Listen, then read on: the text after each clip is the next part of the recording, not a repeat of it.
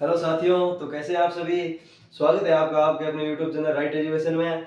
मैं जेपी बिश्नोई और आज हम पढ़ेंगे राजस्थान की कला और संस्कृति में राजस्थान के लोक देवता, राजस्थान के प्रमुख लोक देवताओं के बारे में पढ़ेंगे हम। और राजस्थान के लोक देवताओं में प्रथम लोक देवताओं के बारे में पढ़ेंगे पाबूजी राठौड़ के बारे में।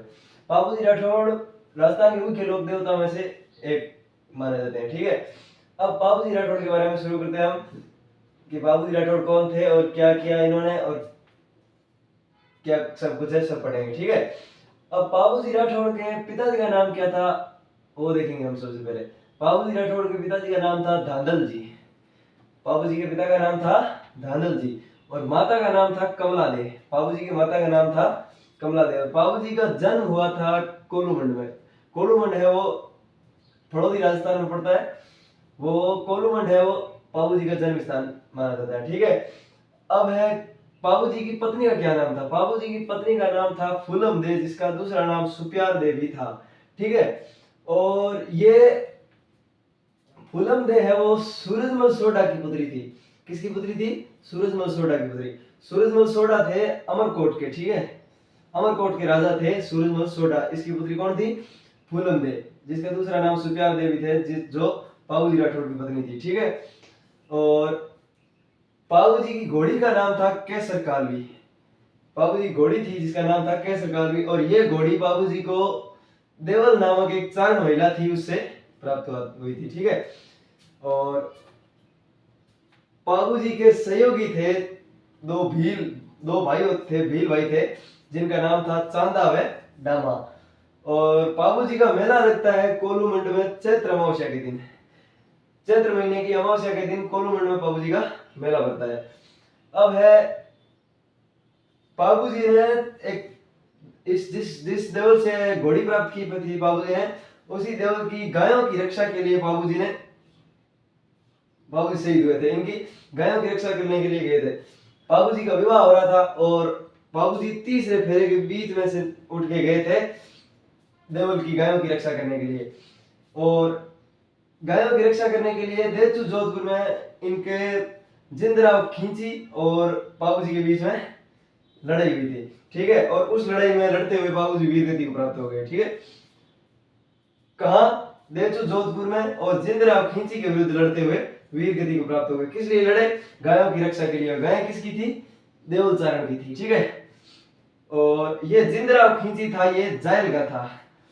और अब हम देखते हैं पाबूजी को ऊंटों के रक्षक देवता भी कहा जाता है। पाबूजी को ऊंटों के रक्षक देवता भी कहा जाता है और ऊंटों को पालने वाली राइका जाति है वो पाबूजी को प्रमुख देवता के रूप में मानी जाती है। और पाबूजी को लक्ष्मण के अवतार माने जाते हैं। पाबूजी लक्ष्मण के अवतार माने जाते हैं। ठीक है, पाबूजी लक्ष्मण के अवतार माने जाते हैं। ठीक है, अब आगे है पाबूजी ने 7 थोरी भाइयों को शरण दी। पाबूजी ने क्या किया? 7 थोरी भाइयों को शरण दी। इससे क्या पता चलता है कि पाबूजी शरणागत के रक्षक भी थे। ठीक है, और पाबूजी को ऊंट रक्षक के साथ साथ प्लेग रक्षक भी कहा जाता है। प्लेग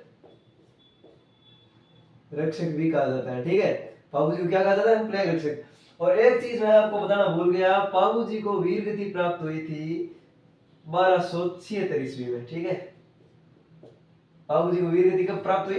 1276 ईस्वी में। अब है पाबूजी की फड़। फड़ क्या होती है? किसी भी लोक देवता के बारे में जो भी उनकी वीर गाथा है, उनकी जीवनी को गाया जाना, गीतों के हिसाब से मतलब गाया जाना फड़ कहलाता है। ठीक है, और पाबूजी की फड़ है वो सबसे लोकप्रिय फड़ है। ठीक है, और देवनारायण जी की फड़ है वो सबसे लंबी फड़ है और पाबूजी की फड़ है वो सबसे लोकप्रिय फड़ है।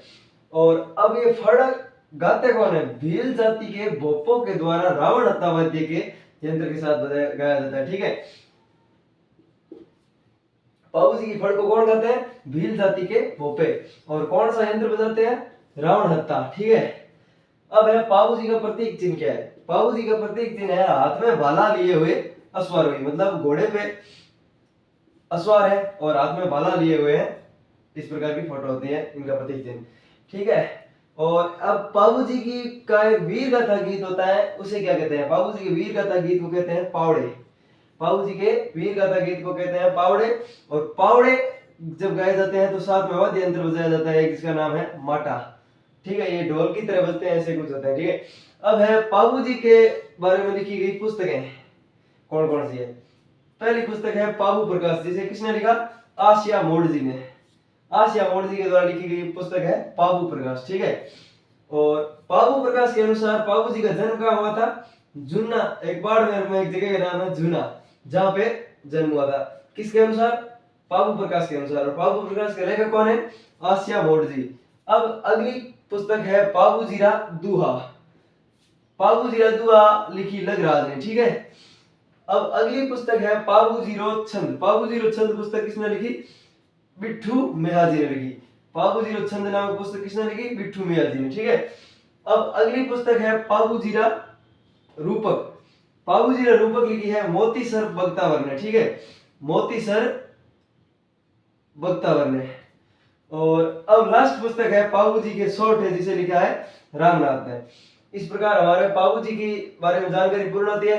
अब आगे हम पढ़ेंगे रामदेव जी के बारे में।